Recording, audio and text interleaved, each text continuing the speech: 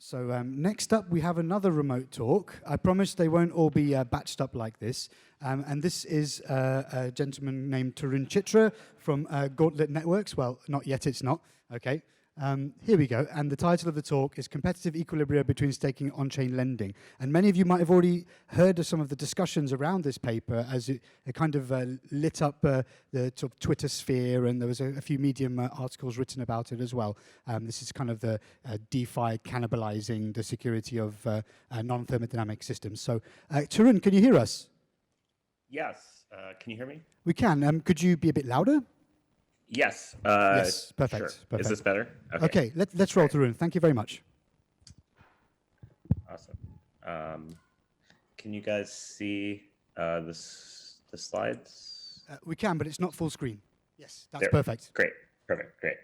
Awesome. So yeah, today I'm going to talk about sort of competitive equilibria within staking. And staking, you know, I think has been sort of promised as a alternative to proof of work that provides, you know, in some abstract sense, comparable security. But, you know, I think the security model has focused on the cryptography side of things, but from a financial perspective, they're quite different.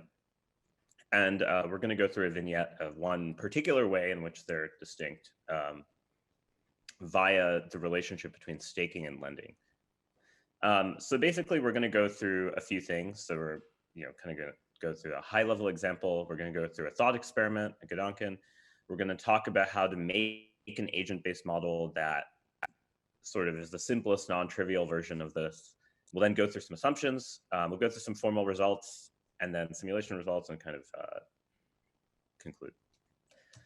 So a bit of an overview. So basically, proof of stake claims to kind of have a similar model to proof of work. And that is, in general, I would say, not is not totally obvious. In some sense, staking has this notion of the return on staking always has to kind of dominate the return on any other activity you could do.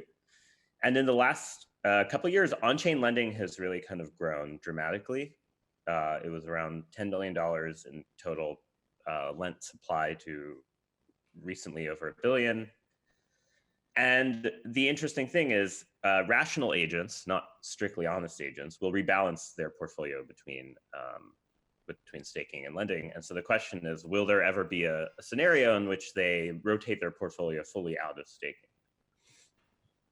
So let's do a thought experiment. So suppose that we have a proof of stake asset, which also has an on-chain lending contract. The contract allows the user to borrow and lend at algorithmically determined interest rates. And let's assume that 50% of users are rational and profit optimizing. Think hedge funds, crypto funds. Don't think someone running a node at home. So what happens if the interest rate that the lending contract offers is greater than block rate? Well, rational agents would move their staking coins from being staked to lent. But how would this actually happen? You know, why would the lending rate go higher than the staking rate? Well, if say the asset isn't the dominant asset and there's another numeraire, so dollars or Bitcoin, and demand to short this asset goes up, then borrowing demand will increase and the interest rate for lending will go up. And it's very likely that it will go higher than the staking rate, because the staking rate is actually meant to be relatively low volatility compared to lending rates, which need to adjust to market conditions faster. So, well, you know, you might say, hey, could this really happen? Why, you know, why should it? Why is it sort of obvious that this is a vector? Well, let's think about this a little bit. One thing is on-chain lending means that the lending contract cannot stop lending. So as long as people can post enough collateral and have kind of meet the requirements, you're kind of in you know, you can't really get around this. Another question that, you know, people often bring up regarding this is, well, wouldn't the fees just go up to correct this? Wouldn't the fee market naturally automatically just jump? And, you know, there's this very famous paper by Arvind Narayanan and others at Princeton that kind of shows that the strategy space, even for a simple transaction fee model, is quite complicated. And it's not obvious that there will be a unique fee market dominant strategy incentive compatible type of behavior. The next thing that people often say is exchanges and validators won't let this happen. I actually think that's not quite true yet, because exchanges and validators are not really doing sophisticated on-chain analytics, especially at the contract level. And, do rational lenders or rebalancers actually exist? As, kind of basically the BZX attacks kind of showed that wasn't true, these flash loan type things. And in some sense, you can really think of these attacks as just a bank run, a traditional, boring old bank run, just modernized in a way that it happens on chain. So why doesn't this happen in proof of work? So I think it's important to understand this, because it gives you a good centering of what the distinction in the threat model is between proof of stake and proof of work. So in proof of work, the security really comes from this notion of minor extractable value, which you can think of as coming from kind of these papers by Hasu and Diane. And it really boils down to two things: the hash power committed to the next block and the economics of the block rewards and fees. In the block rewards case, it's a subsidy. In the fee, it's a case of demand-driven fee payment. Now, these components are not interoperable in proof of work, because you can't convert hash power to the proof of work asset in kind. You can't just take hash power and convert it to Bitcoin instantly. You actually have to go do the work, and you're not guaranteed the return. There's a huge variance. The other thing is that you basically need an exogenous asset to directly convert hash power to the proof of work asset. But in proof of stake, that's just not true, because the asset securing the network is the same as the asset that is used to transfer. So you can convert security by removing the staked asset into some other form. So you can basically move security in and out quite quickly. And this is by design, because proof of stake was really introduced in this Bitcoin talk post, as far as the provenance that I know of, where it was introduced as the limit of proof of work, where one can continuously reinvest block rewards into virtual hash power. So every time I get a block reward, instead of having to sell the block, go buy an ASIC, go run the ASIC, I could just reinvest it in the system by adding it to my stake. So in some sense, you can't really trustlessly lend in POW unless there was a liquid hash power derivative market, which, as we've seen, BitDeer and stuff are kind of second tier compared to like normal futures or derivatives products. So, all right, let's think about how to model this. Well, in every presentation I give, including the one I gave at the first MIT conference, I have this quote from Matt Levine, which is basically people in cryptocurrencies more or less keep learning the lessons of finance in the past over and over and over. So in some sense, we really need to figure out how to ensure certain macroeconomic outcomes that we want. In this case, no bank runs, or a reduced probability of bank runs, reduced default probability. But we need to kind of model it in kind of the simplest possible way to at least get some intuition, to get some types of formal results. So how do we model this? So the thought experiment we did kind of shows you something that gives you an analogy to normal finance, which is that rational actors really view their staking coins as part of a portfolio that is earning yield. So it's an asset that, if it's not doing anything, is losing money. And if rational actors are expected yield optimizers, then we can start thinking about their portfolio as being either staked or lent. Now, in reality, there's many other yield-seeking opportunities. There's staking derivatives, there's locking it in a CDP, like the last talk showed, etc. So let's try to make an agent-based model. Well, each agent has some wealth split into staking and lending. Each of them also has an interest rate, and there's an ensemble of agents with different risk preferences. So the idea is, if you're a risky agent, you see the interest rate spike and you immediately move all your assets. If you're a very risk-averse agent, you see the interest rate outside of staking increase, and you just take a long time to basically reallocate your portfolio. So how do people do this in traditional finance?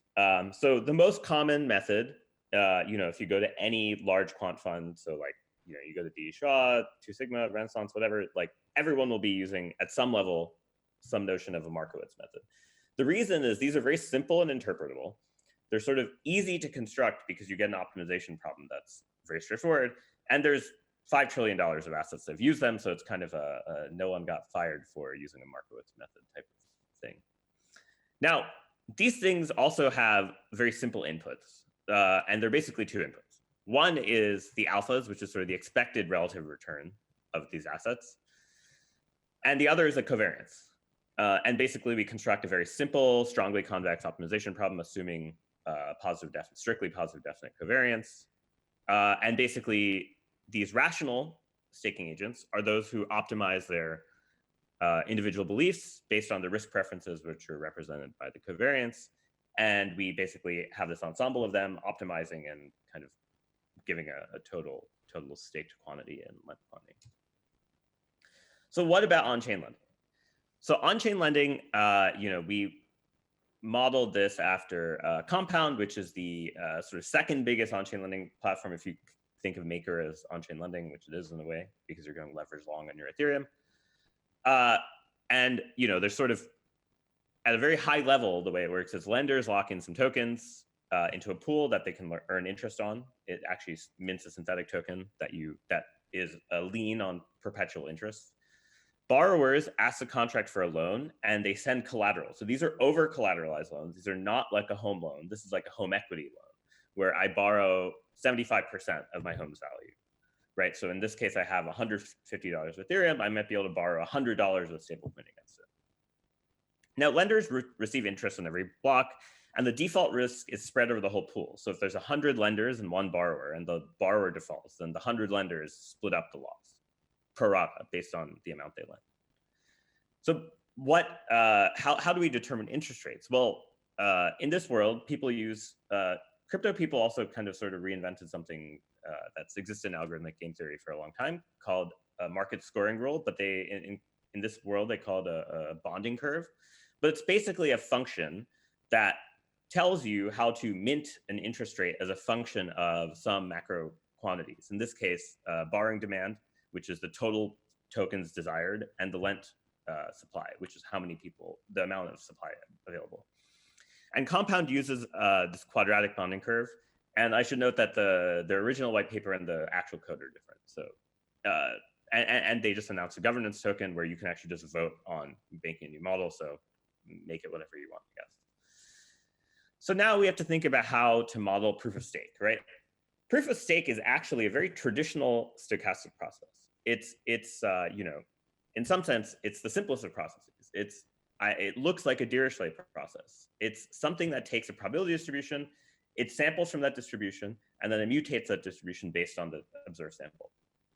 Now, in machine learning, this is quite common. Like the Dirichlet process has this happen all the time. Anything that has sort of these factorizable distributions have this happen. And so we don't actually have to model too much state to get a minimum model here. The main variables we need are sort of the block reward, which we fix and is deterministic, and the validator stake distribution each time. And as you can see, we basically sample some block producers, we sample a Bernoulli variable to decide if they're slashed, and then we update kind of update the state distribution. So what assumptions have we made here? Okay, so first of all, let's talk about why one needs to make assumptions. Modeling complex stochastic processes always involves making simplifying assumptions. And these assumptions really correspond to making a minimum viable model. And the model will be simpler than real protocols. So we don't have unbonding times, we don't have staking derivatives, we don't have delegation, and we don't have locked rewards. But with these assumptions, we actually get formal results. So, we get very traditional probability results. We get Doob-style inequalities, so these are tail bounds. We get phase transitions between these kind of different regimes, akin to kind of the empirical stuff that Narayanan, et cetera, had. And then we also kind of can really look at kind of volatilities correctly and what optimum inflation looks like. And each of these assumptions is easy to relax, and you can use simulation and numerical methods to understand what happens. And this is really how modeling and trading works. So given that proof of stake is literally a financial asset, you probably want to model it the same way. All right, so like I said, the goal is to remove all sources of variance other than things related to rebalancing, because this rebalancing is this bank run behavior that we care about. Okay, so proof of stake assumptions. fixed number of agents, synchronous communication. So we assume perfect synchrony, no partial synchrony, because the variance obviously scales as, basically the partial synchrony parameter squared. Money supply is deterministic, no transaction fees, no instant compounding. So you have to compound only at the end of an epoch. So that's sort of your model of locking, but it's a simple model of locking versus, say, Tezos or Cosmos. Single validator per block, because there's some variance from committee selection, and no explicit unbonding periods. Basically, the autocorrelation there is hard to prove things with. Agents, the pseudonymous identities are known by all validators. Agents can't choose the order of their transaction. We assume sort of there's this integer valued martingale that chooses the ordering so that they can't really do this. They draw their preference from a static random matrix ensemble. Why static? So that was one of the reviewers' questions. Basically, if there is an equilibrium, there will be a static distribution, because this process of the risk, if I think of a random matrix system, if there is no stationary distribution and there's no circle law, then this thing is not stationary. So if we're assuming that there is an equilibrium at all, we basically have to have some static long time distribution. And the next thing is agents kind of draw their risk based on expected times, expected time of being bonded and expected loan time. And the final thing is we have a parameter, delta, that controls the percentage of altruistic validators. Finally, for lending, agents don't interact with external lending markets. We assume for the formal proofs that there's just constant fraction of the money supply that's demand, and we kind of vary that parameter and then show a phase transition. And with simulation, we actually at least sample demand distributions, different demand paths, and basically flows in and out of the lending contract from staking are the only thing. So that basically says there's no external, no derivatives. Okay, formal results. So, I'm kind of gonna brush over these, but if you like probability theory, if you want to read about how like these sort of sub, semi, and super martingale inequalities work, they're in the paper, which is on archive. But the three main results: lending supply volatility uniformly bounds staking outflows. So basically the volatility in the lent supply completely controls the outflow, which is what you want, but showing that's the second moment is important, because then you can start using other results. The next thing is that there's sort of this like monotonic phase transition, where basically if the borrowing demand is too low, then you end up in a state where everyone's always staked. If the borrowing demand is too high, you end up in a state where everyone's always lent. And if the borrowing demand is in the middle, you kind of end up in this oscillatory regime where people move between staked and lent. And then the second thing is deflationary monetary policies are actually really bad. Okay, very high level, here are all the variables involved. Basically, there's the difference functions, which are these deltas. There's the actual supply and stake distributions, and then there are these kind of time constants, and then finally the lending rate, and then the altruistic stake. So lending supply uniformly bounds stake outflows. Basically, this just says that the sort of martingale difference type of thing is bounded by the square of the other one's difference function. The phase transition is quite interesting. So basically, we show that when there's two values, R plus and minus, and when the interest rate is strictly below R minus or strictly above R plus for all time, then we end up in this we have the super martingale phase transition. And so everyone's in this super martingale regime where the supply is fully lent or staked. In the middle, you actually end up right at R plus and minus.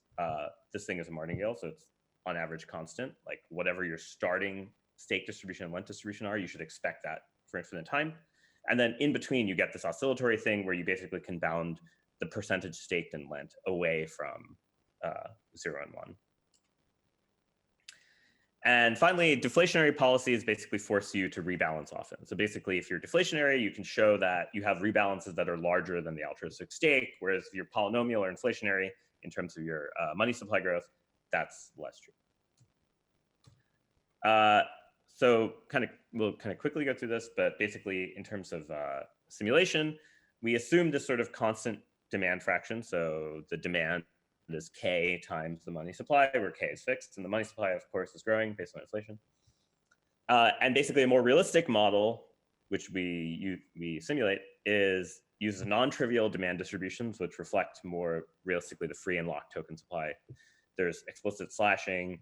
There's different parameters we can sweep through, and basically we have a discretized inflation curve, which matches more like Bitcoin's halvening versus like interpolating a geometric curve through that. Cool. And so in terms of demand distributions, you can basically see that we chose a bunch of different demand distributions. We did these kind of, if you're familiar with stochastic processes, these kind of Brownian motions with reflecting boundary conditions, so Skorohod processes, Skorohod embedding type of stuff. And you can see that we allow the token demand to go over the total supply, which refers to kind of these high leverage situations. So someone wants to go leverage long, like the demand should be way higher. So we try to make sure we encompass that.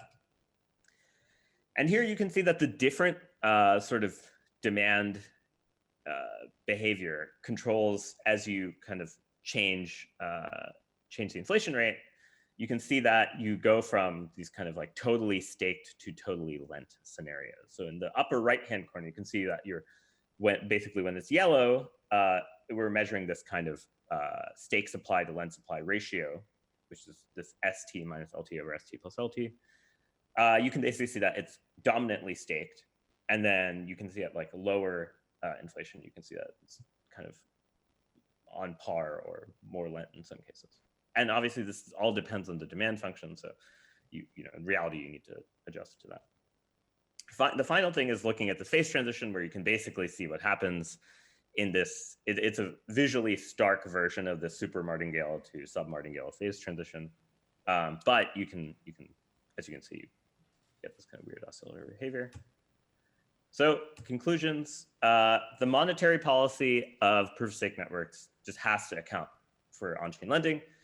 This is basically impossible to stop because the censorship resistant nature of smart contracts means that there's not really a way of stopping this in a truly decentralized network. We can formally demonstrate this and look at it by simulation. And in some sense, this shows that proof of stake networks are way more similar to central banks than they are to proof of work network, because they have to adjust their monetary policy based on real lending activity, which is exactly what a central bank does. In some sense, the world of repurchase agreements, maybe this is a little finance wonky, but is not so different than this rebalancing staked and lent portfolios. And there's a lot of papers on how that was important in the financial crisis. So it's kind of interesting to see the same things pop up again. And these deflationary monetary policies, kind of like Bitcoin, seem much more detrimental to the proof of stake system.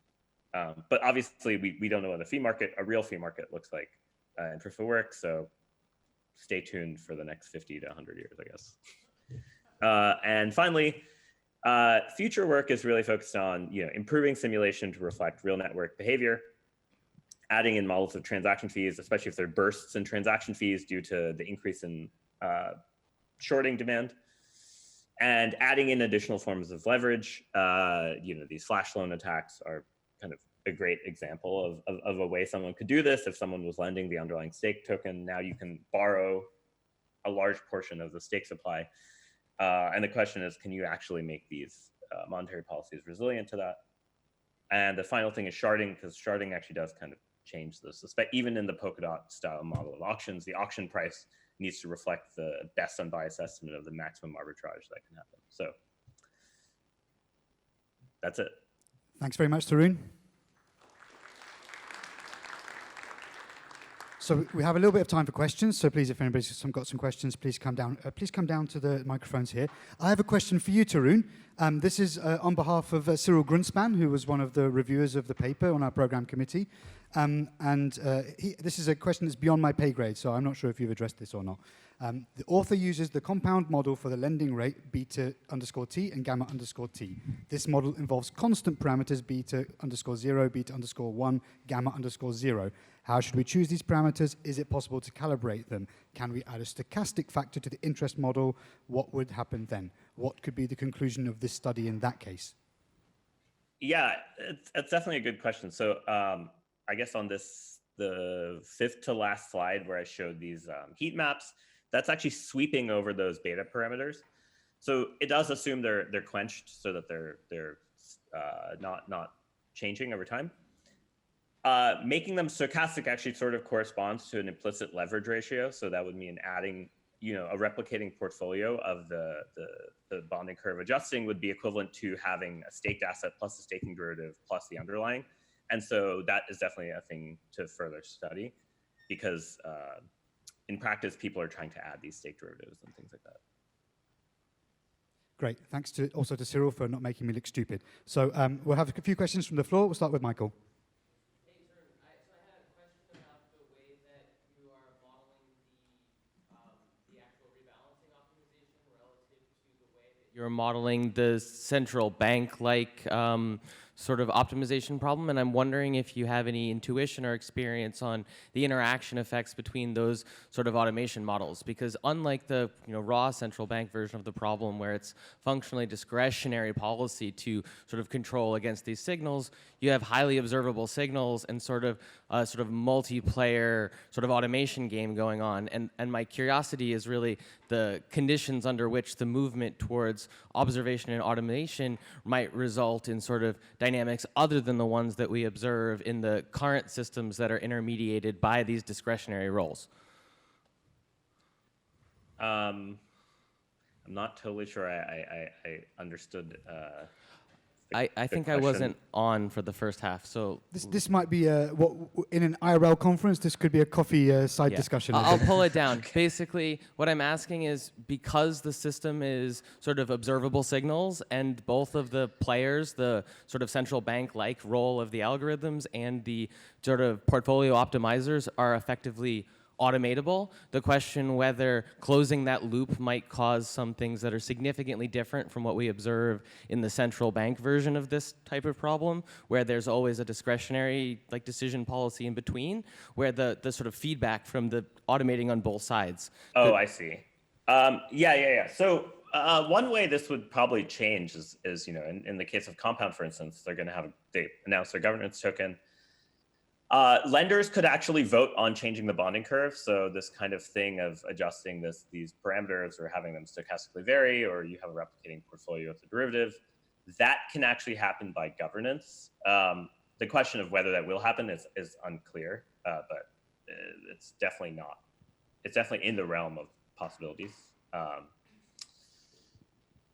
So there is still a discretionary thing. The question is whether the people can react as quickly as needed.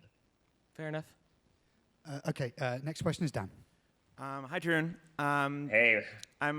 So am I right that in your model, the lending demand is independent of the staking yield? I'm sorry, the borrowing demand. Yes. So that's a very good point. Basically, we used a diagonal covariance matrix more because realistically, it was because I wanted to get a tail inequality, and the moment you add in the correlation term, it's going to be a really ugly tail inequality. But I have simulated it with perturbations away from that to the point that they are correlated. And you are right, there is some mollifying effect, but I would say that probably the correct way of controlling that mollifying effect from the perspective of a staking protocol designer is to really add a staking derivative and make that the primary lending market. Well, but I think it would be, I think if you included this, wouldn't it actually make the situation even worse? Because basically the main reason I could imagine someone wanting to borrow ETH in a staking regime would be in order to stake it, right? So if staking yields are higher, you'd actually expect borrowing demand to increase. Yeah. So basically what you're talking about there is off-diagonal terms in the covariance matrix being positive, which would sort of increase this. On the formal side, I don't know if that pushes the boundary in asymptotically, or whether the kind of point at which it's a martingale is not that. But that's an interesting question of whether you shrink the phase transition regime such that it's much worse. Yeah, I'm not sure. Okay, maybe some avenues for future work. And Rick, please. Yeah, hi. I have two comments. Very simple one first. What would happen if the issuance rate was, if the supply was truly fixed? I mean, you talked about inflation and deflation, but I didn't see in your charts what happens when it's fixed. Yeah. So fixed is sort of the deflationary model. So when I say deflationary, I mean like a Bitcoin like supply cap. So like constant minus some number less than 1 to the t. So like something that's decaying to that constant value.